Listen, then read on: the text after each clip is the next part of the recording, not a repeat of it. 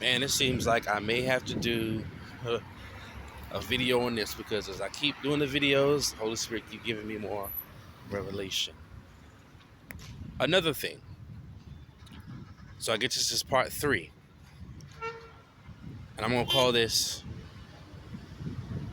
the prophecies of your will. Now, as a prophet myself, I have realized one thing. The scripture says, and I don't know exactly where it is right now, but as I post on YouTube, I definitely will put the scripture in the description. Whereas prophecy will basically cause you to fall on your knees and confess that God is amongst, the believers, because the prophets will be telling you what is in your heart. Now watch this. There have been situations wherein I wanted something so intensely that I started to get prophecies from true prophets now, accurate prophets, that was leaning more towards my will. Watch this. As for whatever reason, my will and desire changed, guess what? That same prophet came back, accurate prophets, real prophets of God, and started prophesying towards that. So what am I saying? Sometimes prophecy, it's a very interesting thing wherein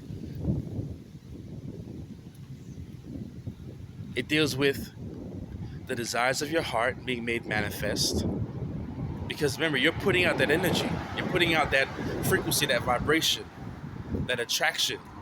So the prophet, as a channeler of spirit or of the spirit of God, sometimes, and this is why some of them is mature and some of them are immature, all they know is that they're picking up a frequency that this is so. This is what I see. This is what I experience. Unbeknownst to them, they may be picking up on a vibration that you're just putting out so powerfully because you want something so bad. Like in part 2 of the loved one. You want that loved one to come back so bad. You want that friend to come back so bad. You want that job to come back so bad. So they're picking up. So all they know, so as far as they're concerned, the Lord is telling me, the Lord is showing me, da. You're like, oh my God, it's the exact thing I wanted. Well, hold up. Let your discernment be on high to let you know, wait, okay, I'm seeing this thing in this person. I'm seeing this thing around this person. I think it's God, but wait a second. Hold on. And God starts revealing to you and telling you, no, what you're picking up is that person's will. It's very strong, but that ain't me. Did you catch that, prophets? That ain't me.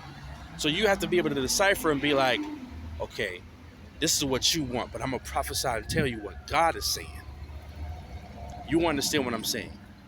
So that's another aspect I wanted to let you know, that sometimes your will has the